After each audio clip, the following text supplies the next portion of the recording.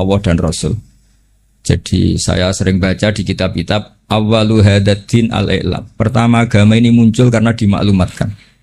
Sehingga Rasulullah ketika rawuh dawi Gua Hira, beliau pertama itu naik gunung Sofa terus memaklumatkan kalau beliau itu nabi dengan semangat asyhadu alla ilaha illallah wa asyhadu anna muhammadar rasulullah. Nah, Habib Ja'far dengan segala keterkenalan majdzubnya, beliau ngendikan tuh mesti diulang-ulang syahadat wali-wali yang sudah kabundut.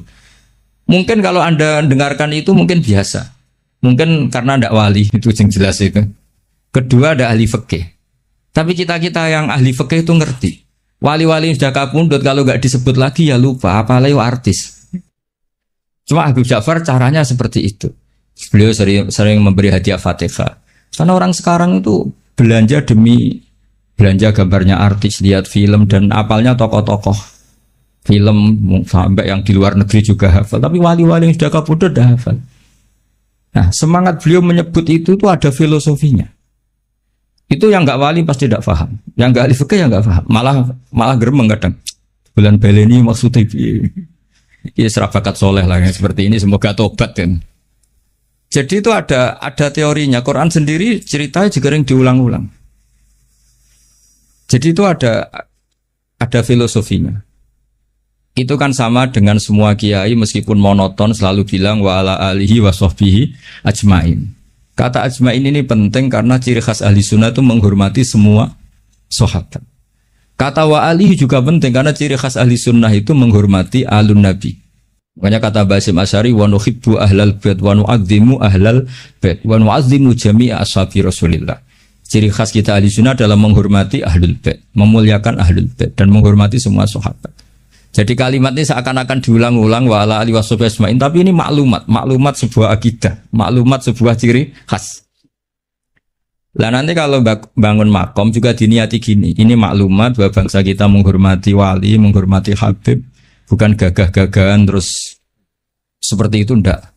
Ma'adzallah min dzalik itu ndak akan, tapi sebagai ikon kita bangga, kita tabahi kalau dalam bahasa Arab dengan eksistensi Habib Ja'far. Jadi saya beberapa kali dengarin beliau ketika dengan Pak Jokowi, dengan Gus Ali, dengan Mbah Mun, terus terakhir dengan saya di sini kenangan saya. Itu harus difekihkan. Jadi ketika beliau ke sini biasanya dikawal dari Mapolda.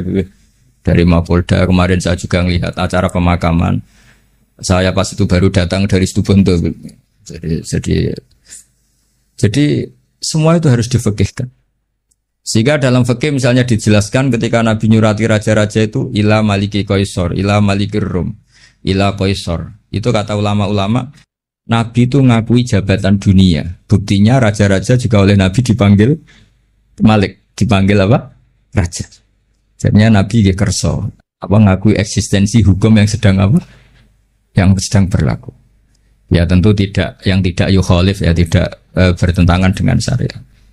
Jadi saya mohon pilihan-pilihan beliau dekat dengan Kapolri, Presiden, atau dekat dengan Umaro, jangan ditafsirkan macam-macam, tapi tafsirkanlah bahwa semua ingin kita ini baik-baik saja, baik urusan yang terkait ulama maupun terkait apa? Umaro. Dan itu yang diihyai seperti itu, al-ulama wal umaro tau aman. Ulama dan umaro itu saudara kembar, saling melengkapi. Saya sebagai kiai itu juga gak bisa bayangkan berantas narkoba dengan penyelundupan seperti itu. Yang punya otoritas itu polisi. Kita gak bisa bayangkan kan seperti pemerkosaan, penggarungan, pembunuhan itu gak bisa bayangkan kalau gak ada apa. Nah anggap saja Habib Ja'far itu ikrar bahwa kita ini butuh negara. Lah bahwa kita di sana sini ada kekurangan baik di aparat negara maupun di kita ya sudah, al-insan makhluk khata'.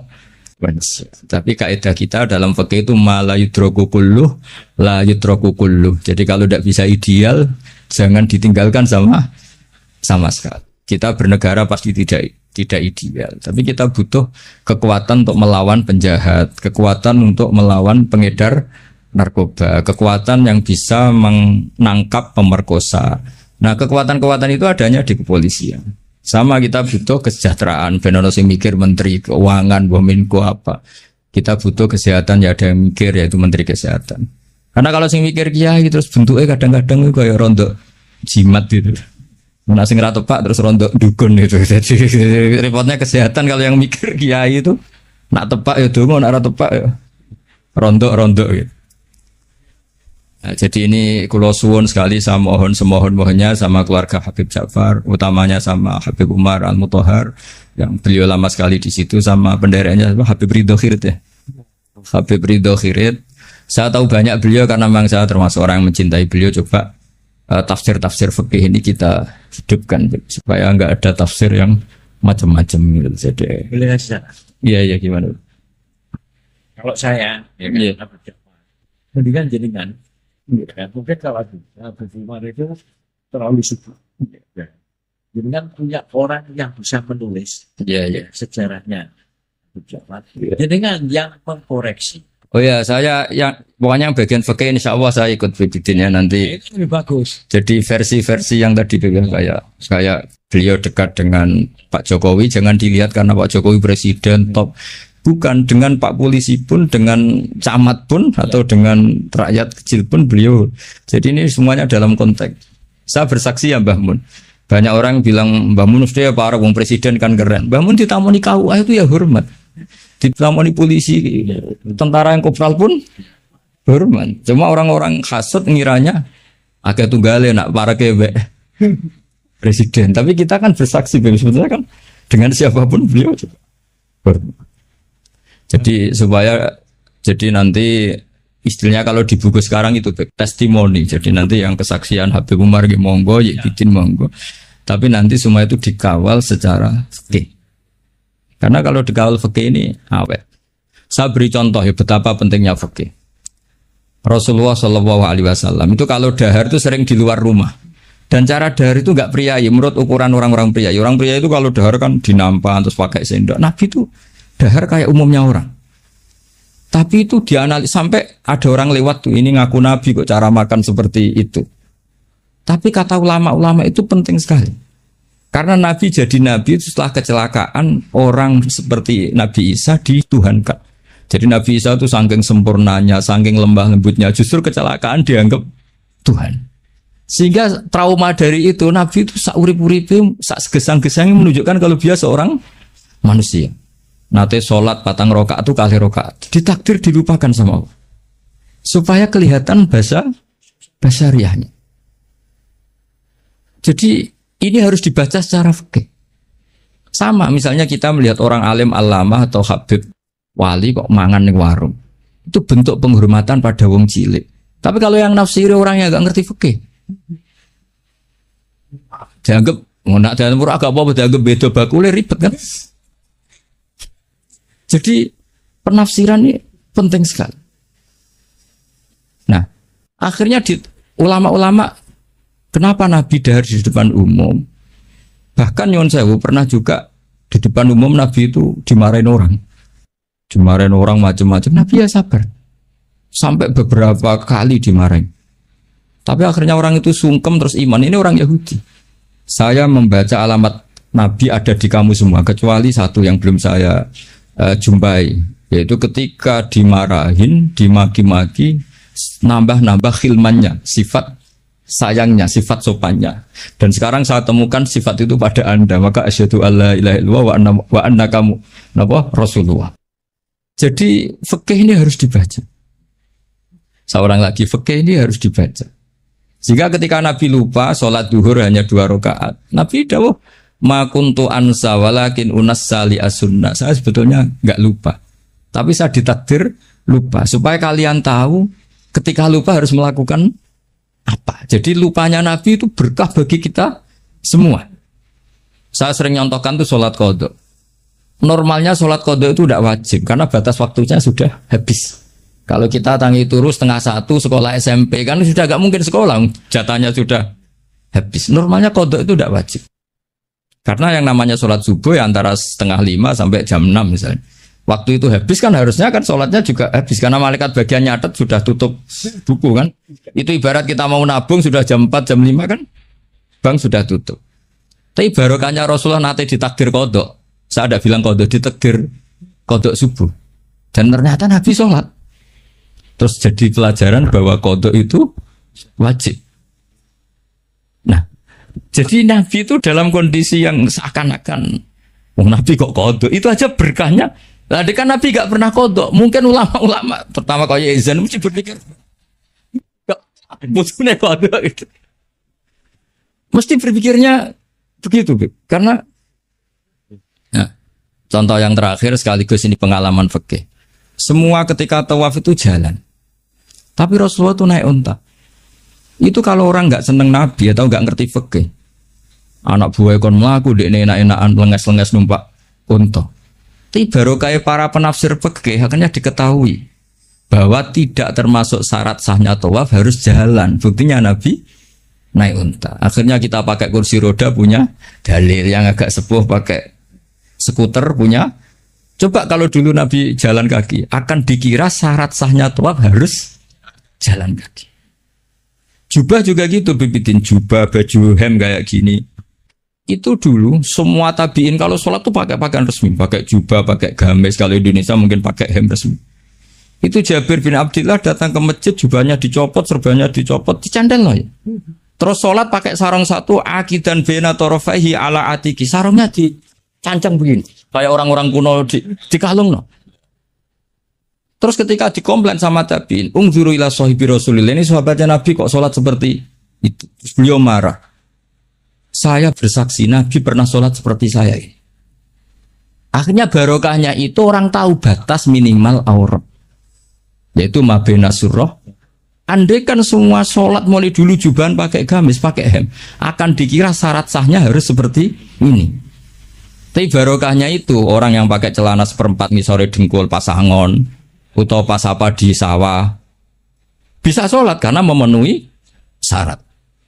Jadi itu hebatnya Rasulullah SAW. Jadi ketika beliau dengan standar gamis imamah yaitu kondisi terbaik karena pakai pakaian ketika pakai sarung diikatkan juga kondisi terbaik karena itu maklumat ilmu bahwa ini standar minimal untuk satrul aurah. Itu hebatnya Nabi. Pas pakai pakaian resmi ya adnal halat, pas pakai pakaian paling minimal juga a'lal halat. Jadi kemana pas pakai a'lal halat ya a'lal halat, kayak adnal halat juga a'lal halat. Jadinya Nabi ketika pakai kamis, pakai imamah juga kondisi terbaik karena pakai pakaian. Ketika Nabi hanya pakai sarung satu dan menutupi aurat juga kondisi terbaik karena sebagai maklumat secara ilmu bahwa itu batas. Jadi apa? Nabi ketika sholat juga kondisi terbaik. Ketika dahar juga kondisi terbaik karena dahar Nabi memaklumatkan aku ini mau terima Nabi ora pangeran. Nah, jangan sampai Nabi dahar terus Nabi kok begani ngemil, tidak bisa. Nabi dahar sekaligus memaklumatkan nafyul uluhiyah bahwa saya tidak Tuhan karena Nabi jadi Nabi setelah Nabi Isa. Nah, di sini hebatnya Quran ketika nyifati Nabi era Rasulullah, wa ma arsalna qablaka minal mursalin illa innahum la yaquluna ta'ama wa yamsuna fil aswaq. Jadi makanya saya sering dengar Habib Ja'far kecilnya sering main layangan, sering dolanan ayam. Itu menurut saya filosofinya orang tuh tidak perlu bagian nunggu punya alpat tabungan miliatan. Cacilek dolanan pitik ya wis seneng. Butuhe dunya ku syukur, syukure dolanan pitik ya dolanan pitik. Tapi nek iso jodoh. Intinya itu bisa kok ditafsirkan secara wafak. Nabi itu kalau ada sahabat dolanan manuk ya seneng. Ya Umair mafa'alan nukher cung manuk piye jem. Kota cilik itu. Jadi cobalah ini ditafsirkan tadi secara fikih supaya hal-hal yang basyariah itu menjadi makna yang luar biasa. Kayak tadi Nabi itu menunjukkan basyariahnya. Tapi itu bagus karena beliau jadi Nabi setelah Nabi Isa yang gara-gara pesonanya terlalu magis, bablasan dianggap Tuhan. Tapi Nabi enggak, kayak umumnya orang. Dahar ya kayak umumnya orang, cara berpakaian ya kayak umumnya orang. Kadang-kadang ya dineng bojone sak wulan, macam kayak umumnya orang. Masyhur itu Nabi. Ya amang kesuwen ya setahun nih. Nah, setahun kesuwen ya ono riwayate. Jadi saya ingin lah. Makanya beberapa ulama setiap nulis sifat wajibnya Nabi itu mesti apa? Sifat wajibnya papat, misalnya mukhalif papat, mesti menetapkan satu sifat jaiz. Ini ku al-a'rad al-basyariyah. Nabi juga punya sisi kemanusiaan. Tapi ini menjadi luar biasa karena bentuk perlawanan terhadap nafyul uluhiyah, bahwa seorang nabi nggak boleh dituhankan. Ini penting sepenting-pentingnya. Makanya ketika Nabi wafat, saya ulang lagi, ketika Nabi wafat, itu Sayyidina Umar kurang dekatnya sama Rasulullah, kurang pinternya Sayyidina Umar. Ketika Nabi wafat gak terima dia. Mangkala inna Muhammad qad mata qata'tu unuqah. Siapa yang bilang Muhammad mati tak bunuh. Innama huwa yunaji rabbah kama yunaji Musa rabbah. Beliau sedang munajat. Marah-marah. Lah orang mau gak bilang kabudut gimana? Nyatanya cara lahir kabudut. Akhirnya Abu Bakar datang, terus Umar dileraikan dengan dibacakan ayat afa immata wa ma Muhammadun illa rasul qad khalas min qablihi rusul afa immata au qutilang qalabtum. Jadi ketika Nabi kabundut dengan cara yang wajar, itu juga mendapat derajat yang setinggi-tingginya, karena itu bentuk maklumat juga bahwa beliau adalah tidak Tuhan. Andai kan Nabi kabundut kayak Nabi Isa diangkat ke langit, juga bisa saja jadi tragedi di Tuhan kan, dan beliau tuh orang paling nggak ingin dituhankan. Jadi semuanya ini spesial itu. Apa semuanya ini? Jadi yang biasa saja itu spesial. Ya, tapi ini kalau yang ngendikan tidak ahlul fikih, tidak ahlul hadis. Nabi kok kabudutnya biasa sih, sakjane keren diangkat ning langit kok Isa. Lha iki umat yang perlu ditobatno, paham nggih?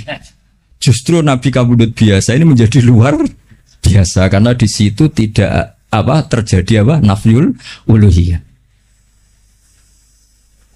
Jadi begitu juga nanti tentang Mbah Mun, Habib Ja'far, Mbah Arwani, Mbah Munawir, tokoh-tokoh yang Basaria ini harus dijadikan ahwal yang luar biasa. Jadi misalnya kancanan wong cilik ya bentuk penghormatan pada wong cilik, kancanan wong gede ben ora hasud. Kadang ya ana wong gelem kancanan wong cilik tok ora gelem kancanan wong gede. Dikira zuhud aroi jebule hasud. Banyak gak yang seperti itu? Banyak banget tuh. Ada sing kancanan wong gede tok mau wong cilik. Ya ternyata sombong betul. Lah ini beliau-beliau ini teladan betul. Jare Habib Bidin ya Ja'far dolanan manuk perkutut itu suwen, dolanan pitik itu suwen. Artinya beliau-beliau itu orang yang gampang syukur. Orang kok senengnya ketika di istana saja atau ketemu presiden saja, enggak. Ya jadi kalau suwun lah, nanti saya ikut bantu testimoni ya. Saya itu BBA yang spesial fikih lah ya. Jadi supaya sesuai porsi masing-masing. Jadi nanti Habib Umar sesuai pengalaman beliau, itu juga Habib Ridho Khirit pengalaman beliau, nanti Amang juga bantu, terutama ya Bidin. Tadi saya semohon-mohonnya semua ini ditafsirkan menurut kapasitas fikih menurut kapasitas fikih. Karena perilaku Rasulullah SAW andai kan tidak ditafsiri fikih yo repot. Misalnya tak ceritani donga mara kuburan yo barokah rodok suudzon. Nabi itu giliran di Aisyah keluar. Karena garwane Nabi banyak dan yang cantik juga banyak, ada Zainab, ada Sofia. Aisyah itu cemburu, ditututi pikirannya itu ke yang lain. Ternyata Nabi itu murah bagi. Semua bagi terus Nabi ngintikan assalamualaikum darokah. Jadi itu riwayat berdasar cemburu, berdasar rodok suudzon. Tapi barokah itu ada riwayat assalamualaikum darokah mukminin. Terus akhirnya Aisyah balik, oh jebule ngono to, ya sik aman. Jadi sholat tahajud juga gitu. Betapa Rasulullah itu orang yang luar biasa. Ketika sare jatahnya dengan Aisyah, kenangannya Aisyah hatta massa jildi jildah. Tapi Aisyah yang cantik itu perawan. Aisyah itu saya senang sekali ketemu engkau. Orang Jawa lagi seranjang dengan beliau. Tapi apa pamitnya Nabi? Zani putune kudu niru ya kowe. Dari ini ata'abbadu li rabbi. Aku keiha, aku tak ambek pangeran. Dari ini ata'abbadu li rabbi. Terus sholat. Ya dikira Aisyah sholatnya rakaat. Ternyata sholat tuh sampai subuh. Padahal ngarepe Aisyah, ngarepe Saudah banyak penafsirnya. Ini di depan Aisyah. Dan pas rukun, perlu dicatat pas rukun. Nah sama tahajud kan pas dineng. Sekali rukun serang arah tahajud kan. Ini pas apa ya? Pas rukun. Pas Aisyah, tidak Saudah. Mana Aisyah terus entek. Aku sing ayune ngene iki ditinggal sholat asik sampai subuh. Makanya protes deh. Ngapain kau begitu ya Rasulullah? Qad ghafara wa laka ma taqaddama min dzambika ma. Jadi aslinya orang niat takok. Ya rada niat protes. Nabi jawab afala akunu abdan syakur. Jadi ini Ini Rasulullah Shallallahu Alaihi Wasallam. Semua perilakunya itu hebat. Tapi Nabi nanti kalau lihat santrinya main tahajud terus yo ngamuk. Innali ainika haqqon wali zaujika. Kok cuma nujung bojomu yo duwe hak ngene. Jadi kayak apa? Jadi saya mohon jadi Nabi ketika adnal halat kayak pakaian tadi, pakai sarung dilipatkan itu namanya adnal halat, pakaian paling mini. Tapi itu secara ilmu menjadi a'lal halat karena menjadi ilmu bahwa pakaian aurat batasnya satu aurat hanya segitu. Andai kan Nabi selalu pakai jubah dan selalu pakai hem resmi, akan dikira syarat sahnya sholat harus sesempurna itu. Ya, saya ulang lagi ya, jadi ingat ya, Nabi ketika memilih adnal halat itu hakikatnya tetap a'lal halat. Jadi ketika Nabi biasa-biasa saja, tetap ini secara fikih hasilnya luar biasa. Karena di sini ada maklumat hukum. Ya begitu juga nyun sewu ketika Nabi lupa, sanukriuka fala tansa illa masyaallah. Andai kan Nabi tidak pernah lupa, Nabi kan pernah zuhur 2 rakaat. Terus beliau kondur setelah di pintu ada sahabat yang agak kurang peradaban karena masih baru lah. Aku siroti sholatu amnasita ya Rasulullah, ini sholat model qasar apa memang kau lupa? Sahabat-sahabat yang terpelajar Abu Bakar Umar kan tidak berani matur. Nabi masih jawab, kullu dzalika lam yakun, itu tidak ada semua. Hanya Nabi kembali ke mihrab. Afakun maqalahu dzul yadain. Tadi yang dikatakan dzul yadain apa benar? Iya ya Rasulullah, engkau tadi sholat 2. Sahabat yang kayak kula mun seneng. Wah ini sholat duhur model baru, berarti mulai besok 2 rakaat dianggap nasah mansuh. Makanya kita tidak tanya karena inginnya itu memang nasah mansuh. Tapi apa yang terjadi? Nabi terus takbir nambahi 2. Nah, semenjak itu diketahui kalau sholat lupa, ya sudah tinggal nambah jumlah yang dia lupa. Jadi lupanya saja barokah. Jadi semua yang dilakukan Nabi lupanya saja barokah. Ditakdir kodok saja barokah. Termasuk dicurigai bojo, dikiting sampai itu ya barokah. Akhirnya ditemukan assalamualaikum daraqaumin mu'minin wa inna insyaallah bikum. Dan itu akhirnya yang jadi dalil tahlil. Saya punya kitab namanya itu Tajul A'ros fi Qutbi Habib Soleh bin Abdillah Al-Attas. Itu diantara dalilnya orang tahlilan atau baca Quran di kuburan. Itu dalilnya itu hadis itu. Hadhihi kalimatun ghairul Quran. Ini kalimat tidak Quran, yaitu assalamualaikum daraqaumim. Dan kalimat ini tanfaul mayyita. Karena Nabi tidak mungkin ngendikan sesuatu yang tidak ada gunanya. Kalau kalimat yang tidak Quran saja tanfaul mayyita, manfaati ke mayit, apalagi kalimatul Quran. Lagi-lagi barokah. Padahal itu peristiwanya dikiting tadi. Dicurigai tadi. Jadi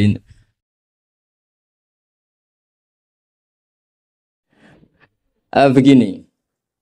Suatu saat Nabi Ibrahim didatangi malaikat Israel, mau dimatikan, nyawanya mau diambil. Kata Ibrahim, kamu siapa? Saya Israel. Mau apa? Nyambut nyawa Anda. Jawabnya Ibrahim, kamu tahu saya siapa? Saya ini Khalilur Rahman. Wahal ra'aita khalilan yumitu khalilah. Masa kekasih bunuh yang dikasih? Ini enggak masuk akal. Ini mesti kamu salah. Israel, kamu pasti salah. Ya mungkin saja karena enggak pernah ngaji di pelosok. Malaikat Israel enggak pernah ngaji berat puasa. Jadi mungkin salah. Enggak pernah ngaji ihya, apalagi khataman. Kalau sampean khataman tidak pernah ngaji. Itu lebih buruk lagi, itu buruk sekali itu. Itu buruk sekali itu. Itu menurut saya itu kredit, itu bahaya itu. Nanti saat tes, saya itu khatam ihya setengah hafal. Artinya kalau sampean macam-macam tak tes. Saya pernah khatam ihya, pernah tak maknani sendiri, pernah tak maknani pakai ithaf. Terus ditambah khataman sama Mbah kula niku Kausar. Jadi pengetahuan tentang ihya saya itu sempurna, sangat mendalam, sangat sempurna, berakhir di sini tadi itu. Tapi ketika Israel begitu kan bingung Israel. Jadi malaikat itu ya boleh bingung ya, sebenarnya banyak malaikat bingung. Tidak manusia toh, malaikat bingung juga banyak. Akhirnya Israel datang. Matur teng Allah, ini gimana ya Allah? Kata Khalilukar Rahman Ibrahim gini. Kata Allah, bilang saja begini. Wahal ra'aita habiban yakrahu ayyalqa habibah. Mosok kekasih ketemu sing dikasih gak siap. Itu logika apa? Ini gue fasul masail bisa. Akhirnya Israel bilang, kata Allah begini logikanya. Takbirnya begini kalau dalam Fathul Masalah itu.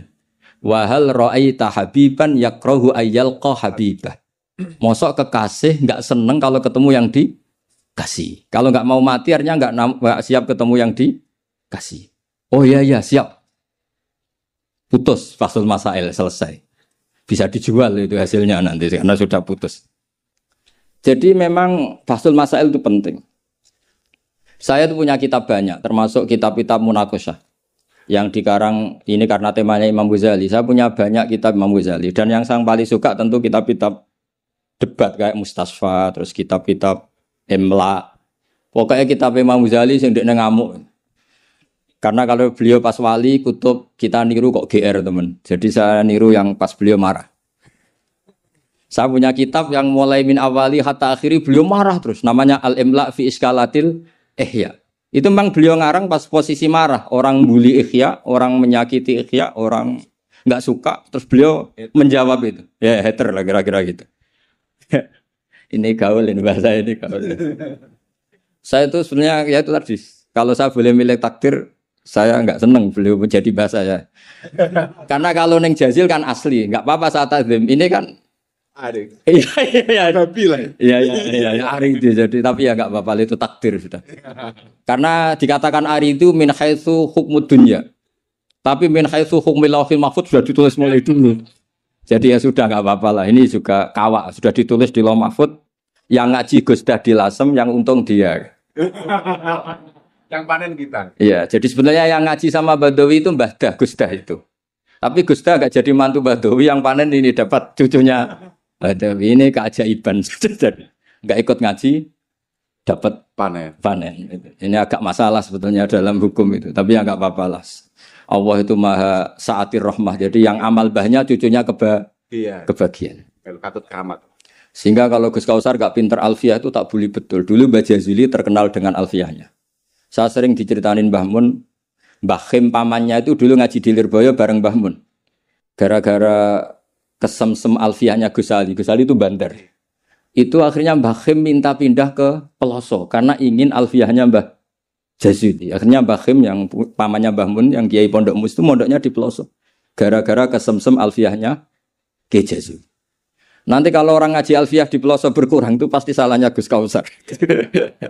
Jadi dulu daya tarik alfiahnya Mbah Jazuli sampai orang sudah mondok Lirboyo itu pindah Peloso.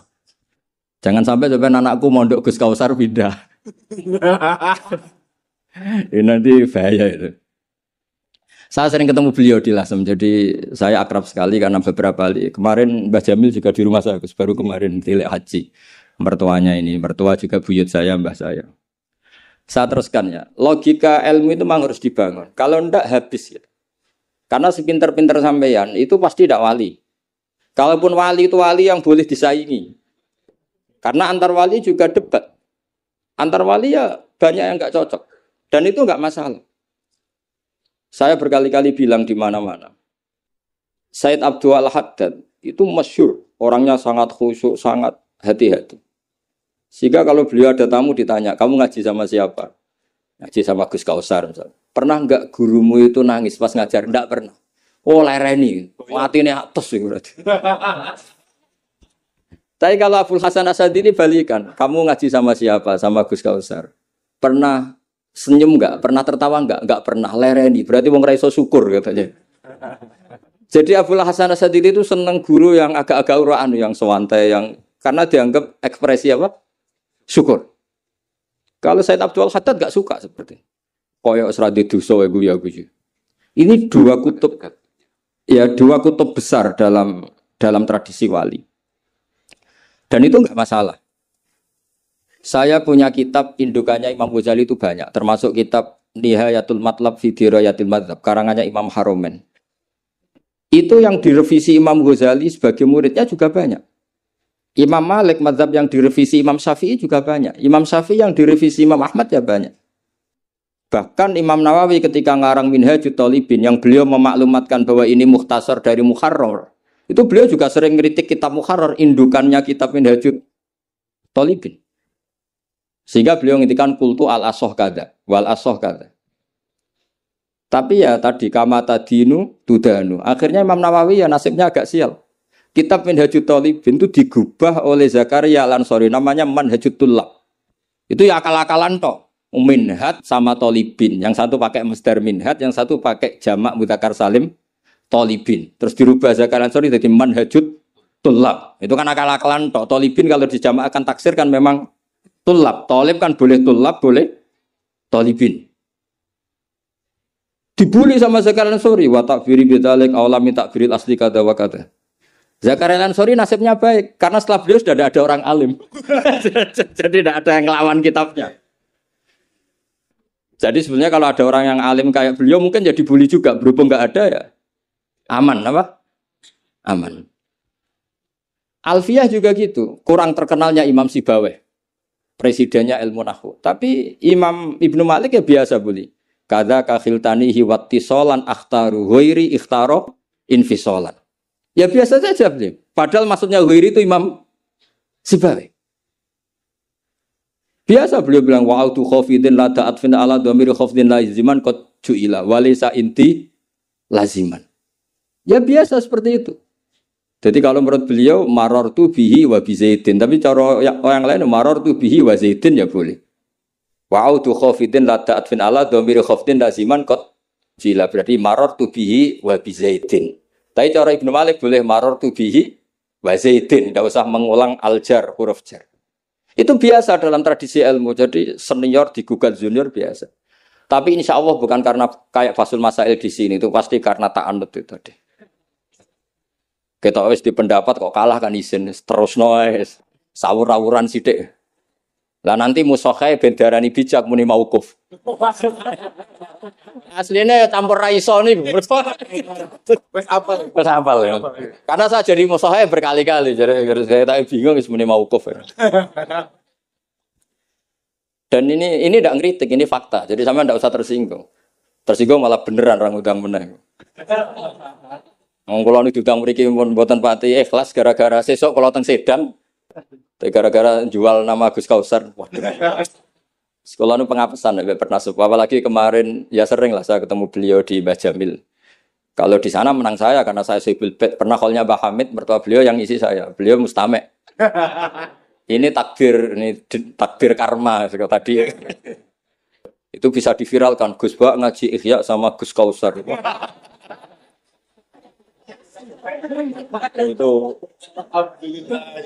Itu nggak tahu saya itu musibah apa rahmat. Tipis. Nggak apa-apa lah, saya mati betul, saya mati santai mawon. Ini urusan ilmu. Kenapa ilmu itu harus digugat? Karena selain masalah usuluddin, ya selain masalah usuluddin dan ya, hal-hal yang mujma' alaih atau mutafaq alaih dalam fikih itu memang potensinya tidak. Asal yang gugat orang alim loh ya, jangan sekedar dosen ora iso ngaji aduh. Mesti dosen tertentu ora iso ngaji, iku ora istihad, iku ngawur sini. Istihad itu harus orang alim. Alim itu apal Quran, apal ribuan hadis, apal kutubus sittah, terus khatam Ihya. Maksudnya khatam dari awal ngaji sampai akhir. Kalau perlu khataman ya. Ini khataman namanya bukan khatam Ihya. Wah itu jelas. Lo ora percaya tak tes. Ayo ini khataman apa khatam? Langsung khataman. Ayo. Tes betul. Saya sinau Ihya itu pernah ngaji sama Mbah Mun, pernah tak manani pakai pikiran saya sendiri. Terus tak ulang lagi tak manani pakai pikirannya Said Zabidi, kitab Ithaf. Dan kita punya sanad dengan Ithaf itu dekat sekali. Ya sama, saya jenengan sama. Karena misalnya saya, Mbah Mun, Mbah Zubair, Ki Fakih Mas Kumambang, Mbah Mahfud Termas, Ki Mahfud, Ki Abdullah, Ki Abdul Manan. Abdul Manan yang mbahnya Mbah Mahfud itu mulazim sama Said Zabidi, Sohibul Ithaf. Namanya Said Murtado Az-Zabidi. Jadi sanad kita dengan beliau itu dekat sekali. Ya itu saja misalnya. Ya sama lah sanad saya Peloso Lirboyo kan sama. Sebagian tetap lewat Basim. Biasanya nak syarat jalan pintas lewat Syekh Yasin bin Isa Al-Fadani. Tapi itu ijazah amah. Sebetulnya keren sanad mulazamah yang ngaji min awali hatta akhiri. Kalau ketemu beliau kan musim haji, ajastukum qabilna. Serepet. Ya itu ya bagus lah untuk ijazah. Tapi terus ngaji kitab apa? Kadang memalukan gini. Misalnya di pondok ngaji be Ustadz Iqbal Jurumiyah Imriti sama Ustadz Nasor Imriti. Bareng kenal Syekh Yasin bin Isa, Mosok jurumiyah ngajine mbek saya Yasin, nek sakake saya Yasin. Sanatem jurumiyah konti, kok saya Yasin. Kebayang enggak saya Yasin maca jurumiyah. Mergo apa ngaku muni sanate ning ndi? Ning Ustaz Iqbal. Ustaz Iqbal saiki alumni pondok ngojek. Sing murid dadi kiai. Yang muridnya dadi kiai kan isin nak sanate tok Ustaz Iqbal karena jadi ustaz zaman di pondok pulang sudah ada jadi. Menurut saya itu keangkuhan harus kita sebut. Saya dulu ngajinya sama Ustadz Iqbal. Meskipun sekarang sudah ada Ustadz, tapi ngajinya sama Ustadz Iqbal. Karena langsung bilang saya Yasin. Yang percaya siapa? Kebayang nggak saya Yasin ngorek jurumiyah? Nggak kebayang nggak saya Yasin? Sesuai kamu ijazah mabadik fikih juga sama saya Yasin. Sesuai perimbon juga sama saya Yasin. Boyo orang itu punya akhlak sidik. Utawa Mbak Kobilna gak ngerti ijazah apa. Ijazah apa ya? Iya, pokoknya acarane ruame ngono tok kan. Dikai mangan ngono tok kenangane. Itu lebih buruk lagi. Nah ini bukan gojlok, ini ngamuk. Jadi ini asli. Kalau gojlok masih baik. Jadi saya ingin sekali sanad itu terjaga. Kalau ngaji ya min awali hatta akhiri. Saya punya kitab karangannya Syekh Mahfud. Sanad beliau. Al-Mustafid lima alam minal asanid. Itu kalau cerita ketika ngaji sama Syekh Mbah Soleh Darat. Hador tu indahu tafsirul jalalain marroten. Itu min awali hatta akhirihi. Ketika beliau cerita ngaji sama Syekh Abi Bakar Sato. Hador tu indahu al-Bukhari min awali hatta akhirihi. Terus wafatani babu kada wa kada. Ketika yang enggak ngaji juga dihitung. Terus yang ketika bab yang fatani itu saya ngaji lagi sama Syekh ini. Termasuk sama mbah-mbahnya Habib Anis, namanya Muhammad bin Husain Al-Habsyi. Karena sanad kita pasti ketemu semua di Sayyid Zaini Dahlan. Jadi yang solo Habib Anis kan Anis bin Alwi bin Ali yang punya sohib simtut Duror. Ali ini bin Muhammad ya bin Husain. Nah, itu juga mufti Syafi'iyah. Jadi insya Allah sanad seluruh Indonesia itu sama, termasuk sebetulnya Muhammadiyah. Tapi Muhammadiyah kan terus man ba'dawi ini terdodak ngaji. Man ba'dawi setelah apa? Setelah siapa itu? Mbah Dahlan dodak ngaji. Sebenarnya sanadnya sama. Dulu Mbah Dahlan itu yang ngajinya bareng Mbah Hasyim. Yang Mbah Hasyim lebih mulazamah ke Syekh Mahfud, sing Mbah Dahlan lebih mulazamah ke Syekh Khotib Minangkabau. Syekh Khotib Minangkabau terlalu modern, beliau berafiliasi ke gerakan Muhammad Abduh. Jadi agak-agak sudah tahu gerakan Ikhwan. Sehingga Mbah Dahlan pulang ke Indonesia dengan gaya reformis yang Mbah Hasyim tetap mengikuti tradisi salaf karena beliau lebih terbentuk oleh Syekh siapa? Mahfud. Kita tahu Syekh Mahfud itu adalah murid Sayyid Abi Bakar Sato. Abi Bakar Sato itu kalau Jawa itu kira-kira ruju lah. Itu yang barep namanya Umar Sato. Sayyid Umar Sato itu yang gurunya mbahnya Mbah Mun. Mbah kandungnya Mbah Mun dari ibunya namanya Ahmad bin Syu'aib. Itu dulu mondok di Mekah muridnya Sayyid Umar Sato. Dan itu beliau nggak pernah ngajar kitab besar. Nggak pernah ngajar Ikhya atau kitab-kitab besar. Beliau mau ngajar kitab yang bisa dihafalkan. Jadi kalau muridnya nggak sanggup muhafadzah, nggak mau ngaji beliau. Makanya kita ini wajib menghafalkan. Itu sebenarnya ya korban dari tadi. Jadi muhafadzah itu bagian dari itu. Tapi ini korban baik, tentu korban baik. Cuma kritik saya pada pondok-pondok, itu muhafadzah sekarang itu menjadi syarat kenaikan kelas. Dulu itu enggak, muhafadzah itu syarat menjadi orang alim. Sekarang enggak alim pun yang penting muhafadzah. Akhirnya banyak yang hafalannya alfiyah hafal tapi ora paham alfiyah, sing paham ora hafal. Karena biasanya wong paham itu kan banyak analisis. Nah saya termasuk yang bejo ya paham ya hafal, ini syukur. Tapi saya harus lebih syukur Gus Kausar. Karena tadi wis paham apa yang ngaji abe abu, jadi ini masih kalah saya. Saksinya banyak lagi pas ngaji. Dulu Gus Kausar pas di dalamnya bangun bilang saya gini, Gus kalau pengen ngaji dengan saksinya mau sitok, ini pas aku ngaji dia saksinya wakil. Jadi untung beliau di bangsa. Tapi tidak apa-apa, saya ikhlaskan itu bahasa saya aman. Ilmu itu harus dikritik. Sehingga dulu ulama itu biasa tadi. Saya contohkan dari Alfiyah ya, karena yang identik dengan Mbah Jazuli. Ibnu Malik itu muridnya Imam Sakhawi. Beliau ahli qiraah sab'ah. Imam Sakhawi itu muridnya Imam Syatibi. Kita tahu Imam Syatibi terkenal sekali dalam dunia sab'ah. Kan Nawawi fil fikhi kira-kira. Karena yang bisa menerjemahkan sab'ah populer itu Imam siapa? Syatibi. Yang punya karangan Khirzul Amani. Saya pernah belajar kitabnya Hatam. Sehingga Ibnu Malik itu terbentuk oleh qiraah sab'ah. Sehingga kalau beliau mengatakan fin nazmi wan nasri sahihi musbata. Teori saya itu bisa dibuktikan baik dalam syair, maksudnya nazam di situ adalah syair, wan nasri sahih. Nasri sahih artinya qiraatu Abi Amrin. Karena qiraatu Ibnu Amrin itu mengatakan wattaqullahalladzi tasaaluna bihi wal arhami. Kalau dibaca wal arhami artinya ada maktuf pada maktuf alih dhamir majrur min ghairi i'adatil jari, yaitu wal arhami diatafkan pada bihi tanpa mengulang huruf jar. Tapi jumhur tentu lebih keren karena jumhur ngikuti qiraah masyhurah wattaqullahalladzi tasaaluna bihi wal arhama. Jadi jumhur memang bacanya wal arhama diatafkan ke Allah, bukan diatafkan ke bihi. Ketika Ibnu Malik mengatakan fin nazmi, saya tuh nggak pernah terencana mau ngomong ini gara-gara ini mau bully Gus Kausar ini tadi. Maksudnya mau bully tadi dulu guru-guru kita pindah pondok ke Pelosok karena kepengen alfiyahnya Mbah Jazuli. Itu harus terjadi lagi era cucu-cucunya, jangan sebaliknya. Ya siap demo ya. Kak wani nah santri Pelosok mesti. Walat. Nah ini ngeritik yang membangun. Jadi Ibnu Malik karena cucu murid sama Imam Syatibi itu dia ahli qiraah sab'ah.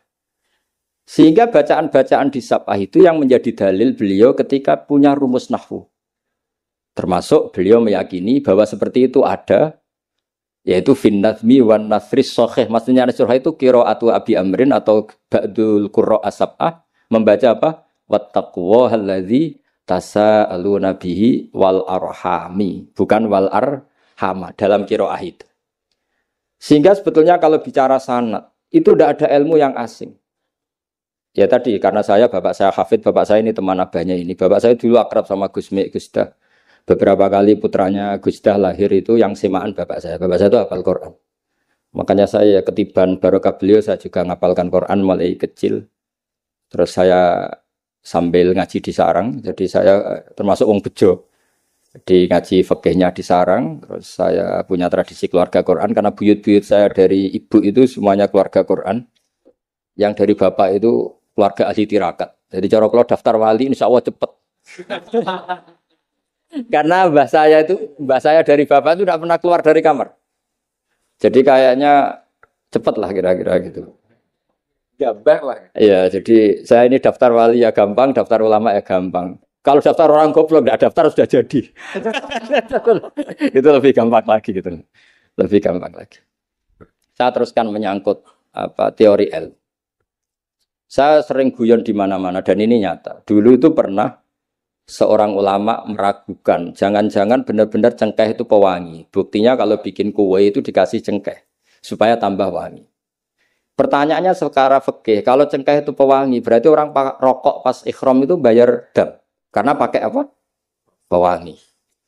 Oke, itu hampir putus. Tapi ada yang nyoal, ya kayak jenengan-jenengan Fasul Masail itu. Berarti orang Jumatan sunat rokok. Karena itu pewangi. Jadi silahkan imamnya ya rokokan, makmumnya. Wah ini kan at-tatayyub yaumal Jum'ah. Wah itu bisa celaka itu. Barokahnya penggugat itu, fatwa itu di-cancel. Udah usah. Batal. Kacau semua. Artinya debat itu penting. Debat itu penting. Karena orang akan tahu. Makanya Alfiyah dari awal sudah memaklumatkan fa'iqatan Alfiyah tabni mu'ti. Karena ilmu itu setelah digugat. Itu kelihatan salahnya. Yang paling masyhur dalam usul fikih misalnya. Ini saya ngomong kelas A karena hormat sama santri Al-Falah. Apalagi ini katanya peserta Fasul Masail. Nara fahmi kebuangetan. Samaan gak usah tersinggung biasa saja. Ini kan ranah ilmu. Ya, anak mbak-mbak boleh. Wong itu oleh tersinggung. Wong lanang ra oleh. Biasa wong itu tersinggung. Wong lanang kebablasan. Notabene dalam usul fikih atau dalam hukum fikih itu kan hukum yang wajib, haram, mubah dan sebagainya. Itu banyak ulama yang mengatakan mubah itu tidak ada. Padahal mubah itu terkenal sekali, tapi sebagian ulama mengatakan mubah itu tidak ada. Kenapa tidak ada? Ya karena setiap orang melakukan mubah pasti bersamaan dengan itu tarkul haram. Misalnya tidur itu mubah, padahal pas tidur tidak zina, tidak maling, tidak korupsi, tidak demenan, tidak macam-macam. Berarti tidur itu mubah apa tarkul haram? Tarkul haram wajib apa mubah? Wajib. Berarti turu? Waduh. Potongan-potongan ini untuk ijazah rusak. Nanti jaya gambar. Di situ jelas. Sampean kalau nggak percaya cari di Lubul Usul itu. Alasannya Al-Ka'biyah izma min mubahin illa wa yatahaqqaqu bihi tarku haramimma. Sama siapa takbirnya? Tidak ada sesuatu yang mubah kecuali saat Anda lakukan pasti banyak keharaman yang Anda tinggalkan. Fa yatahaqqaqu bisukun tarkul qatli wa bisukut tarkul qadzaf. Orang diam artinya agak bunuh orang. Orang tidur artinya tidak ngerasani orang. Wa tarkul haram wajib. Fal mubah wajib. Ternyata akhirnya yang hukum mainstream bahwa mubah itu ada dirubah wal mubah min haitsu dzatuh ditambahi min haitsu dzatuh karena kalau min haitsu atharul mubah adalah wajib karena terjadi tarkul haram itu barokahnya gugatan akhirnya wal mubah min haitsu dzatuh ya umumnya mas saya sarang baca min haitsu dzatuh karena masih ngikuti kaul ashah kalau haitsu wajib butuh pada jumlah. Tapi kalau ada yang baca min haitsu dzati anggap ae wong pinter. Mergo roh kaule nak haitsu le mudhof ning mufrad ya anggap ae wong pinter. Utawa pancen ra iso. Ya utawa ketepaan ya tapi tidak tahu saya. Jadi ini santai-santai saja sampean dendam ya boleh karena saya gojlok. Tapi saya berhak lebih dendam karena saya jauh-jauh dari kesini untuk ngaji sama sampean gak matur nuwun kebablasan. Padahal saya sesuk harus ngaji di Sedan. Nah kembali ke Sayyid Umar Sato. Sayyid Umar Sato ini punya murid namanya Ahmad bin Syu'aib. Yang akhirnya Mbak Ahmad ini punya putri namanya Mahmudah. Terus punya putra Mbah Mun. Mbak Ahmad Syu'aib ini punya cucu namanya Hamzah Sato. Yang besok saya ngaji. Jadi biasanya ngaji di Sedan itu hanya dua. Yang khataman Quran saya. Yang ngaji pengajian umum Mbah Mun. Mulai dulu ya zaman bapak sama Mbah Mun. Sekarang saya sama Mbah Mun. Sudah ada mungkin 14 tahun saya bareng Mbah Mun. Yang ngaji Qur'annya saya, yang ngaji pengajian umum Mbah Mun. Tapi kalau besok karena Mbah Mun sudah wafat, intaqala ila rafiqil a'la, saya mungkin sama Gus Wafi atau sama siapa. Said Hamzah ini juga yang Hamzah bin Abdullah bin Umar. Sehingga sanad di daerah saya itu benar-benar jadi sanad yang luar biasa dekat dan bahkan jadi sanad dan ahwalian, bukan sekedar sanad seperti untian mutiara atau untian, tapi memang sadi perilaku. Sampai guyonannya itu orang alim nara setengah hafal i'anah. Orang alim nara pati setengah hafal. Karena i'anah ini dibawa cucunya ke Sedan, ke Sarang, ke Naruan. Bahkan Said Hamzah itu sering tidur di rumah saya dulu. Karena ya temannya buyut saya, temannya buyutnya Gus Akhwas, temannya karena Hamzah itu bin Abdullah bin Umar. Said Umar ini kakaknya sekaligus gurunya Said Abi Bakar Sato Sohibul i'anah. Jadi makanya saya ketemu jenengan ya pede saja. Buyut-buyutku koncone sing ngarang kitab. Lagi putu padha ra iso ngarange lah. Tapi suatu saat insya Allah punya karangan, nggih tunggu mawon. Ojo karangan bunga, karangan kita maksudnya karangan kita. Sembrono. Memang benar-benar karang kita. Nah, kenapa ilmu itu butuh digugat? Kalau ndak ya habis kita. Misalnya kitab Takrib itu mengatakan mabit bimina Musdalifah sunat apa wajib? Sunat. Fathul Qorib membenarkan yang benar adalah wajib. Padahal kitab kecil. Karena Fathul Qorib itu nyarai Takrib, kitabnya mau kecil. Itu aja sudah ada gugat-menggugat. Apalagi Bahsul Masa.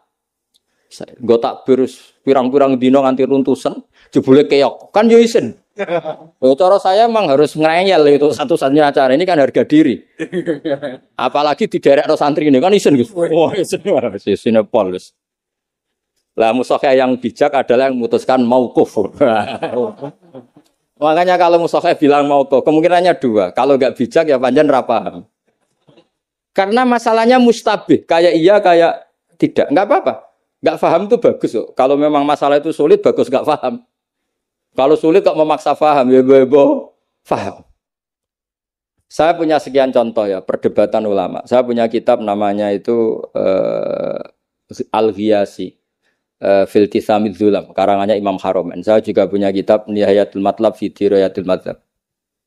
Saya juga punya kitab disertasi doktor profesor cucunya masih keluarganya Syekh yang di Syria, namanya Adib. Niku nulis disertasi doktoral tentang Imam Haromen. Itu luar biasa. Ternyata saya cek isinya Ihya sama Imam Haromen fil fikih, tentu fil fikih karena selain fikih Imam Ghazali itu tidak nginduk Imam Haromen. Sudah saya katakan tadi, fit tasawuf nginduk kutil kulub, fi manaqibil akhyar nginduk kitab apa? Khilyatul Auliya. Dan memang kitab itu harus nginduk supaya muttabi. Itu misalnya fikih begini, pertanyaannya fikih begini. Lauto bakot dunya al haramu. Lalu kita gimana? Semua dunia ini haram. Lalu orang Islam harus bagaimana? Pilihannya hanya dua. Kamu makan, berarti memakan barang haram. Atau tidak makan, kemudian makanan itu dipakai taqawi ahlil fiski. Atau taqawil fusak li fiski. Itu debat. Sampai saya saking lamanya belajar, sampai saya sholat hajat ingin paham. Dan akhirnya paham. Dan ini karena ini lembaga Fathul Masail, silakan Anda uji pendapat saya. Anda boleh tidak cocok, tapi kualat mesti tak jamin kualat. Karena mikir saya sudah lama dan sudah saya konsultasikan sama Allah lewat istikharah. Sampai dadakan gugat, oh mesti kualat. Nah kalau gak kualat berarti podo alime lah, gitu kira-kira. Enggak, misalnya gini, saya misalnya ini contoh. Zaid itu fasik. Fasek punya uang 1 juta. Saya ulang lagi, Zaid itu fasek punya uang 1 juta. Delalah pas ketemu Gus Kausar karena melihat wajhul alim itu barokah. Delalah itu. Kepikiran ngekekno duit nih Gus Kausar. Gus, uang ini untuk jenengan. Loh, saya berkali-kali dikasih orang fasek. Memang khasnya orang alim itu menarik. Angger kira menarik berarti taqabbalallahu minna itu. Saya sering ketemu orang, loh betul. Orang bulat-bulat yang tobat karena ngaji saya itu bawahnya. Padahal ya enggak ketemu. Kadang lewat YouTube. Saya itu berkali-kali orang tobat itu. Jadi kalau orang kok dengar suara orang alim tidak tobat itu ya masalah. Yang masalah yang alim itu. Ya agak masalah itu, agak masalah. Banyak yang tobat. Saya cerita ini bukan cerita tentang saya, tentang barokatul ilm. Jadi ini bukan urusan ujub takabur, tapi tentang barokatul ilm. Kayak tadi saya cerita barokahnya Gus Dah. Akhirnya Gus Kausar yang dapat ning Jasil. Yang ngaji abahnya. Yang panen saya. Yang panen Gus Kausar. Semoga nanti diwales. Nanti yang kangelan di ini sing panen anak, tapi ya gak apa-apa, semua anak itu gak apa-apa. Saya ulang lagi ya. Ilmu itu, saya tadi cerita kemana yang apa? 1 juta. 1 juta tadi. Gus Kausar karena sufi, sufi latihan, masih coro wali, masih amatir.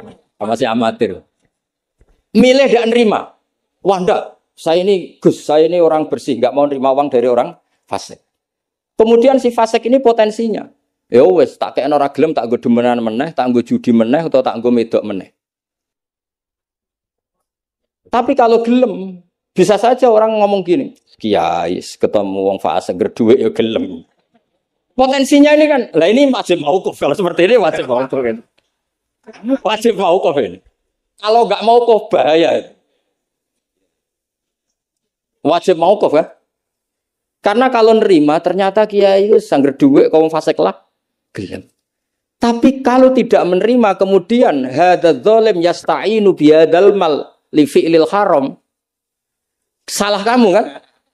Andai kan kamu terima kan dia tidak punya perangkat untuk beli khamr misal atau beli wedoan. Ini bisnis saya beli wedok katanya, enggak tahu saya maksudnya. Tapi gara-gara tidak kamu terima dia cukup punya uang untuk beli tadi yang haram-haram itu.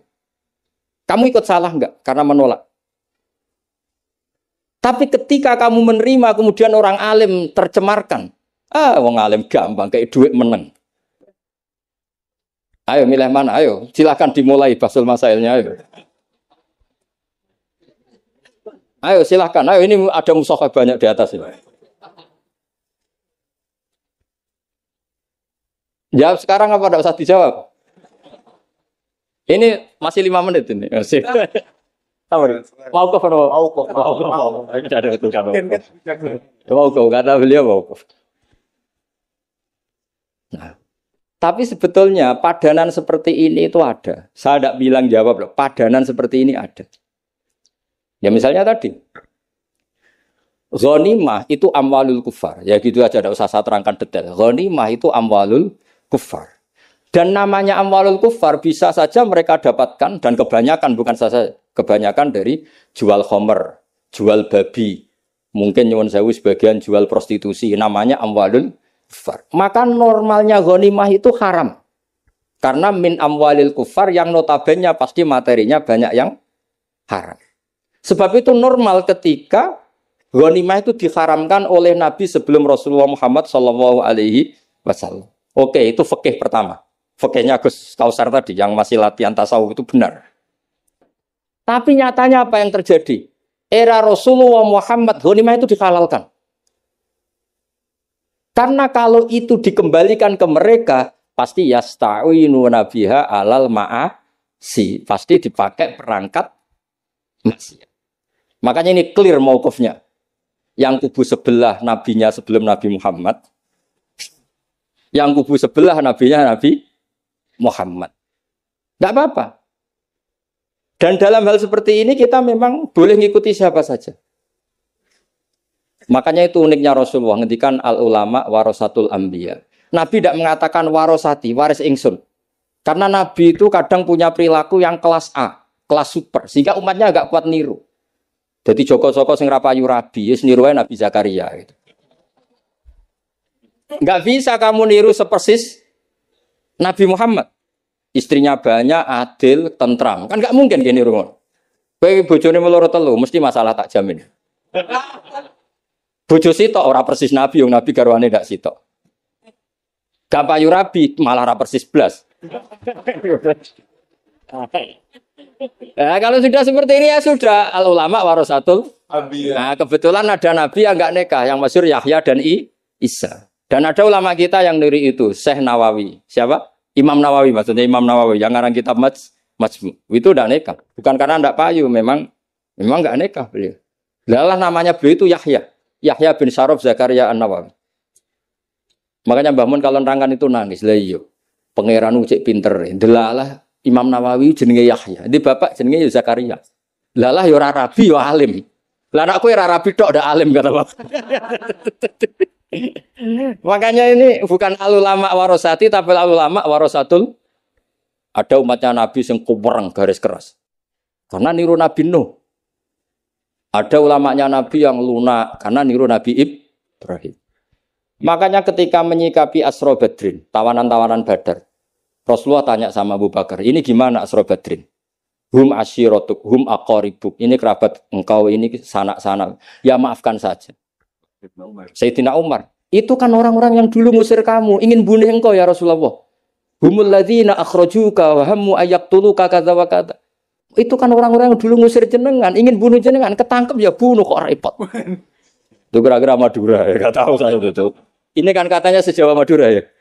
Enggak tahu, orang Madura turunan Umar Mojokerto ya enggak tahu saya. Tahu saya. Secara genetik nasab enggak tahu saya. Tapi ya bagus lah, hirohnya mirip siapa? Umar. Nabi enteng saja. Enggak kayak musuhnya sekarang kalau ada debat bingung, Nabi ya santai aja. Nabi ngendikan masalu kaya Abu Bakrin masalu Ibrahim. Itsqala faman tabi'ani fa innahu minni wa man asani fa innaka ghafurur rahim. Wa masalu kaya Umar kama salinu itsqala rabbil tadzar alal ardi minal kafirina dayar. Enteng saja Nabi, enggak mau kuf. Kenapa? Karena Nabi hafal Quran, sekian ayat untuk ini ada ayat. Nah kalau sampean kan enggak hafal Quran. Pokoknya ada takbirnya di kitab apa? Pokoknya ada. Wong jenenge kitabe ora roh pemene halamane. Lah musibah. Ya tapi sudahlah ini zaman akhir sudah begini sudah baik. Sekian wassalamualaikum warahmatullahi wabarakatuh.